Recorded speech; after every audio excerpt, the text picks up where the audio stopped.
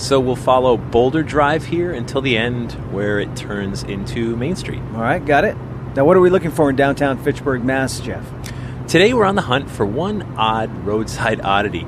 I guess the landmark itself isn't so odd, but, I mean, dear Lord, the backstory is. Okay. Okay, make a left onto Main Street. All right. And there's Rollstone Street on our left, so our destination's just about 2 blocks ahead at the intersection. We can pull over really anywhere here and walk the rest of the way.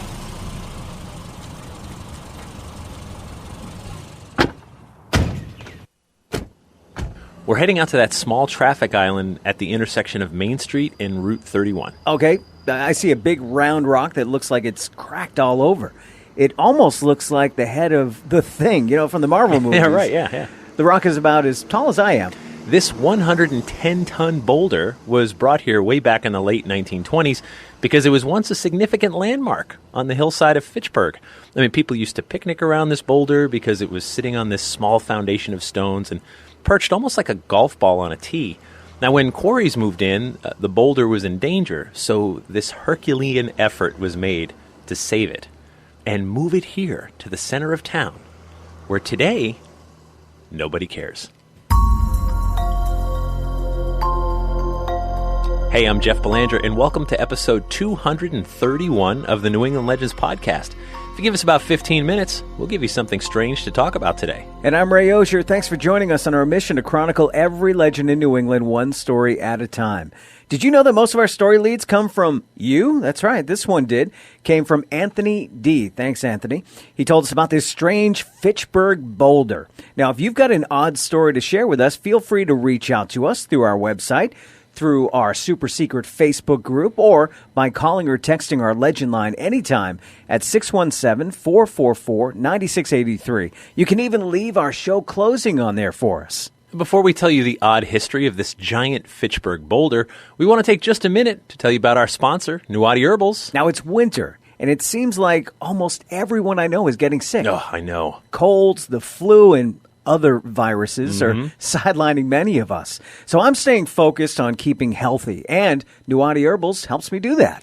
Ray and I have been telling you about Nuati Herbals for a long time now. I mean, their teas, balms, and other products have really made a difference in our lives. But we thought this week we could hear from someone who's also benefited from Nuati Herbals. Hi, this is Lynn. I discovered Nuati Herbals about 10 years ago, and I've been using their Healer Tea for immune support ever since. Thanks, Lynn. Their Healer Tea is part of my healthy lifestyle plan as well. I'm drinking plenty of water, and when I feel like my immune system needs a natural boost, I reach for that Healer Tea. Let Nuati Herbals help support your healthy lifestyle. Check out the Nuati Herbals website to see all of their great products. And, of course, you legendary listeners, you get 20% off your order when you use the promo code LEGENDS20 at checkout. Visit NuatiHerbals.com. That's Nuwati, herbals with an S.com. Please support the people who are supporting us. And don't forget to use that promo code, LEGENDS20. All right, Jeff, what is it with New England and our rocks? No, I get it. I guess first, they're abundant. I mean, they're our most abundant resource, really. And second, somewhere along the way, we started paying attention to them. Plymouth Rock, Profile Rock, Devil's Foot Rock, Treasure Rock, Crying Rocks, Hospital Rock, Matinicus Rock. Those are just some of the rocks we've explored. And that's off the top of my head. I'm sure there's a bunch more I'm forgetting. I'm sure there's dozens more we're forgetting. But something strange happens over time. I mean, someone points to a rock, Plymouth Rock, for example, and says, hey, this rock is important. Now, over time, the word spreads that it's important. And then it becomes a landmark. Give it enough time, it becomes almost sacred. I mean, imagine if we all die out and 1,000 years from now, some alien being sees the ruins of Plymouth Rock underneath the stone pillars and the iron fence. I mean, they might very well draw the conclusion that this was some ancient temple. Right, but at the end of the day, it's still just a rock. Yeah, right, exactly. Now, Rollstone Boulder here in Fitchburg isn't too different from Plymouth Rock. It just never reached national monument status. And now that it sits here in a traffic circle, it likely never will. I mean, for one, Rollstone Boulder is bigger than its Plymouth cousin.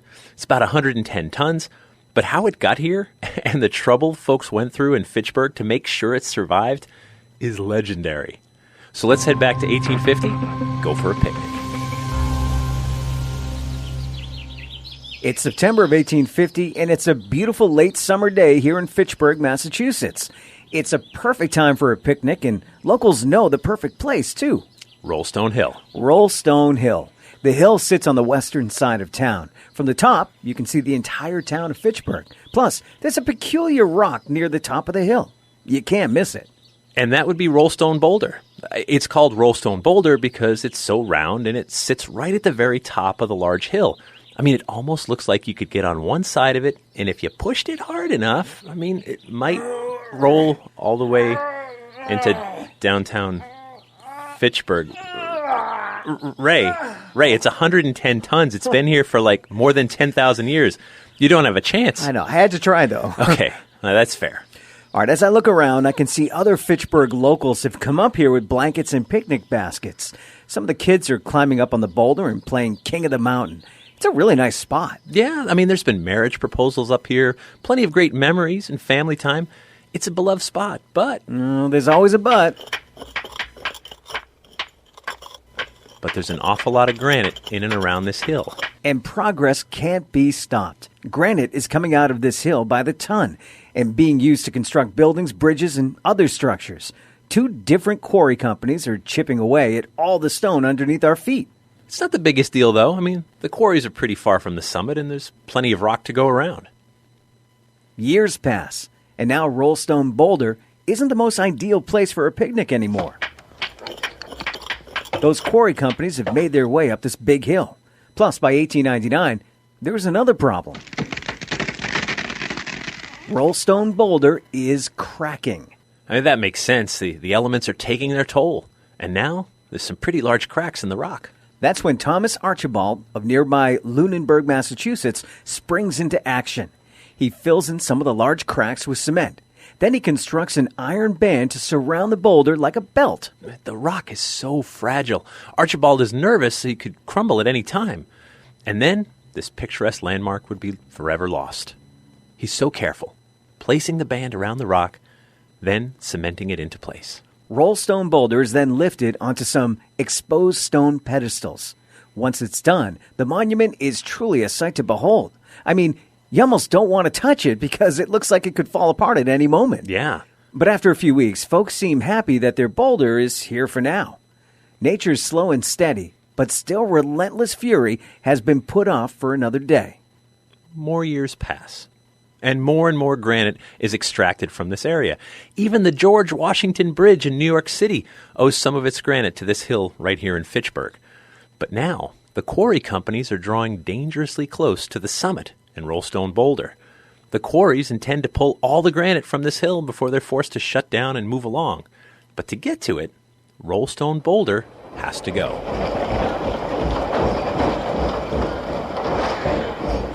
For years, Fitchburg locals have been watching the quarrying draw closer and closer to Rollstone Boulder. If they don't act now, it's going to be gone.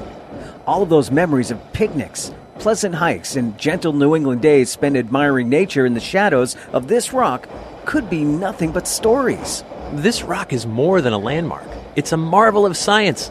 One geologist suggests that this boulder was scooped up by glaciers during the Ice Age. The glacier came along, picked up the boulder from Mount Monadnock, 25 miles to the northwest, up there in Jaffrey, New Hampshire, and then gently placed it at the top of this hill in Fitchburg. A gift from God, really. It must be saved. Still, the quarries are getting closer. State Representative Louis Deschennes yells that this boulder must be saved. Fitchburg Mayor Joseph Carrier screams the same thing. He calls it practical to save it, and he encourages Fitchburg residents to financially contribute to saving it. So using all the power of local and state government, the quarry companies are forced to halt operations until Rollstone Boulder can be moved.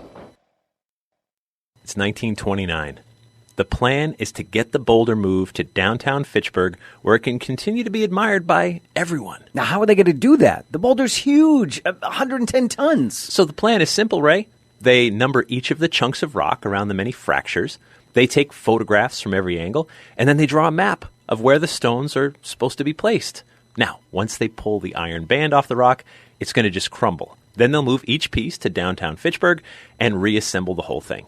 Simple. It seems like a lot of trouble for a rock. It is, but now it's a point of pride and identity. Okay, we should stand back. They're about to cut off the iron band holding it together. I can see they're almost through. Okay, the band just fell to the ground. Watch out, Ray. Okay, I'm watching, Jeff. Nothing's happening. Yeah, I see that. Okay. So Mark LeBlanc, a local stonemason, he's going to give it a whack with his hammer and chisel. Stand back. Okay. Yeah, nothing's happening, Jeff. I mean, maybe this is harder than everyone thought. Okay. Oh, wow. I can see that they're not messing around now. They're bringing in black powder charges. It looks like they're going to try to blast this thing into smaller pieces. Okay. All right. Stand back, Ray. Okay. Oh, wow. All right, the dust is settling. Yeah. Let's see what's left. The boulder looks exactly the same to me. You're right. The blast did nothing. Okay, they're bringing in even more black powder. They're going to try it again. I mean, this is starting to feel personal. Okay, all right. I see some bigger cracks. Yeah. Finally, after multiple attempts to dismantle Rollstone Boulder with explosives, the boulder crumbles into enough pieces that it can be moved down to the Main Street traffic circle in Fitchburg, where stonemason Mark LeBlanc is ready to get to work putting it back together. Great. It seems easy enough. So LeBlanc is setting the stones together in their proper order. But it isn't easy doing such delicate work in the middle of traffic. The streetcars rumble the intersection when they go by, causing the boulder to fall to pieces again. This goes on for a month, and LeBlanc is getting nowhere. And the $1,100 the city set aside for this project, most of that money being reappropriated, possibly illegally, by the mayor from the Post Office Park Fund. Anyway, that money is running out. So now we have a pile of rocks in the middle of a traffic island. Yep. A frustrated town and a mayor who is feeling kind of foolish. But there's hope. When civic projects fall apart, sometimes there's only one thing to do. Well, what's that? Form a committee. Really? U.S. Senator Marcus Coolidge heads up the committee along with State Representative Deschennes. They want to get this project finished. It's an embarrassment all around. So they ask the important question.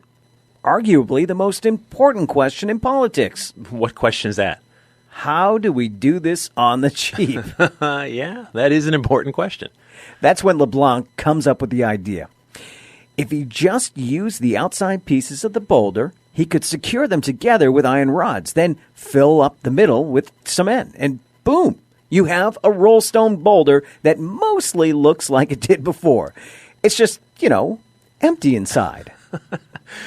It's 1930 when the construction is finally complete. A 10-year effort to save and move this local icon is finished as local politicians nearly throw their shoulders out, shaking each other's hands and congratulating themselves. A plaque is mounted to the boulder. The plaque reads, quote, "This boulder carried by the last glacier from Mount Monadnock, New Hampshire, to the summit of the hill whose name commemorates it, was for centuries a landmark to Indian and settler. Threatened with destruction by quarrying operations, it was saved by popular subscription and reassembled here, 1920 to 1930. And that brings us back to today. Funny story, it's doubtful this boulder was carried here from Mount Monadnock. That's just the closest iconic mountain. In reality, it was brought here by a glacier, but more likely from central New Hampshire. But that just doesn't sound as sexy as Mount Monadnock. It seems like at some point, once they committed to moving the thing, there was no turning back. I'm sure that was part of it. I mean, politicians stepped in and made a commitment to save a landmark, and they followed through, by gum. They even named streets in downtown Fitchburg after this rock. I mean, there's Boulder Drive, there's Rollstone Street. And now that Rollstone Boulder sits on this traffic island on Main Street, it's not nearly as majestic or interesting than when it was once perched on the top of the hill, overlooking the town. Nope. Now it's a thing you try to avoid with your car when you drive by. But it is Fitchburg's rock, their own version of Plymouth Rock. And now sacred in its own way because of centuries of memories and a decade of expense and effort to save a boulder from getting ground up in the wheel of commerce and progress. It's funny how a big old rock in the middle of town can be seen by tens of thousands of people each year, but no one really knows the story. Everything has a backstory. That's part of what we do here at New England Legends every day. And we can't do what we do without the support of our Patreon patrons. For just $3 per month, our patrons get early access to new episodes, plus bonus episodes and content that's just for them. These funds help our hosting, marketing, and production costs, and it really goes a long way. We appreciate you becoming part of our inner circle. Just head over to patreon.com/New England Legends to sign up. We'd like to thank our sponsor, New Audi Herbals, and our theme music is by John Judd. Till next time, remember, the bizarre is closer than you think.